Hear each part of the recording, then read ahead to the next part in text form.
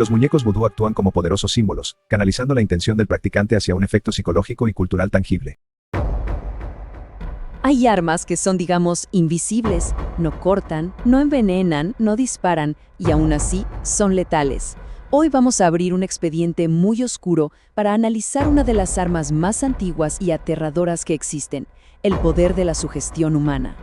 Y todo se reduce a esta pregunta, una que ha desconcertado a investigadores por muchísimo tiempo. Pero ojo, esto no es una cuestión de magia, es un asunto de ciencia forense.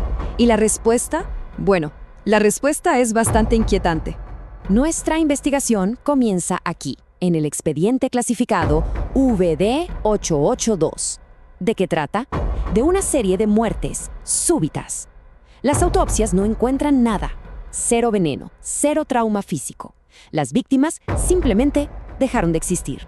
Lo único que conecta todos estos casos es una pieza de evidencia macabra encontrada siempre cerca de las víctimas. Unos pequeños muñecos hechos de trapo y cera. Pero el detalle escalofriante es que contenían cabello, recortes de uñas y hasta fragmentos de fotografías personales. Eran, sin duda, representaciones de quienes habían muerto. Para poder entender cómo un simple muñeco se convierte en la pieza central de una investigación de homicidio, primero tenemos que derribar un mito que todos conocemos. O sea, ¿de dónde salió realmente la idea de clavarle alfileres a una figurita? A ver, vamos a analizar esto con calma. Contrario a lo que el cine nos ha metido en la cabeza, esta práctica no tiene absolutamente nada que ver con el vudú africano o haitiano. Nació en Europa y hablamos de siglos antes. Los registros de los juicios por brujería, por ejemplo, están llenos de historias sobre puppets de cera que se usaban para maldecir. Y lo más interesante es que la creencia en su poder ha provocado violencia real, como en el caso del asesinato de Hex Hollow. Ahí, un hombre mató a otro porque estaba convencido de que lo había maldecido. La conexión con el vudú fue literalmente una invención de Hollywood en 1932 para hacer una película de terror más exótica. El contraste es brutal. Por un lado tenemos el mito de Hollywood, alfileres para causar dolor a distancia, pura ficción. Por el otro, el hecho histórico. Los objetos de poder africanos como los Nkisi Nkondi, en estos, los clavos no se usan para dañar, sino para activar un poder espiritual, para sellar un pacto o para invocar una curación. O sea, tienen una función social, jurídica y hasta medicinal, nada que ver con un homicidio a distancia. Bueno, volvamos a nuestro expediente, al VD-882, y entremos al laboratorio. Dejemos la historia por un momento y pasemos a la ciencia dura. ¿Qué fue lo que encontraron los forenses dentro de estos muñecos? Los resultados son francamente escalofriantes. Las tomografías mostraron que no eran simples muñecos, tenían un núcleo activo. Dentro, el análisis de ADN confirmó lo que se temía, material biológico de las víctimas. Pero aquí viene el dato crucial. La toxicología dio negativa. Los alfileres no estaban envenenados, no había un mecanismo físico de daño. Y el análisis de la escena del crimen lo confirmó. Los muñecos siempre se dejaban en lugares donde las víctimas los iban a encontrar. El objetivo no era un ataque secreto, sino un ataque psicológico, directo y brutal. Entonces, si los alfileres no eran el arma, ¿qué fue lo que causó estas muertes? Aquí es donde la investigación forense da un giro y se mete de lleno en la psicobiología.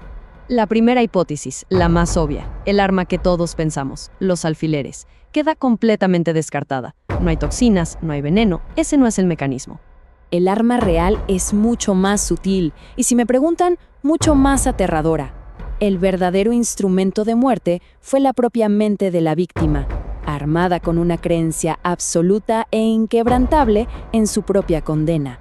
La ciencia, de hecho, tiene un nombre para esto. Se llama efecto nocebo. Es, por así decirlo, el gemelo malvado del efecto placebo. Si la creencia en una cura puede sanar, la creencia absoluta en una maldición puede literalmente matar. El fisiólogo Walter Cannon ya lo estudiaba en 1942 y lo llamó muerte vudú. Y así es como ocurre, es una reacción en cadena. Primero, el descubrimiento. La víctima ve el muñeco o alguien le dice que está malita. Segundo, el miedo, pero no un miedo cualquiera, sino una certeza total de que va a morir. Esto desata una respuesta de lucha o huida tan, pero tan extrema, que el cuerpo se inunda con niveles masivos y sostenidos de adrenalina. Los vasos sanguíneos se contraen de forma violenta, la presión arterial se desploma y el corazón simplemente se detiene. Es un paro cardíaco inducido por el propio cerebro. Así que el expediente BD-882 llegó a una conclusión científica clara. Pero el veredicto legal, bueno, ese es un territorio mucho más sombrío y complicado. El informe final del caso lo dice sin rodeos. El arma no es física, es psicológica. El crimen consiste en manipular la creencia de una persona hasta que se convierte en un mecanismo de autodestrucción. Y aquí está el verdadero problema para la justicia. A ver, ¿cómo se procesa algo así? Que hubo acoso, que hubo amenazas, claro, eso es demostrable. Pero, ¿homicidio? Eso es casi imposible. ¿Cómo se demuestra en un tribunal, más allá de toda duda razonable, que fue la creencia de una persona la única causa de su muerte? La ley necesita un arma tangible, una causa y efecto que se pueda tocar.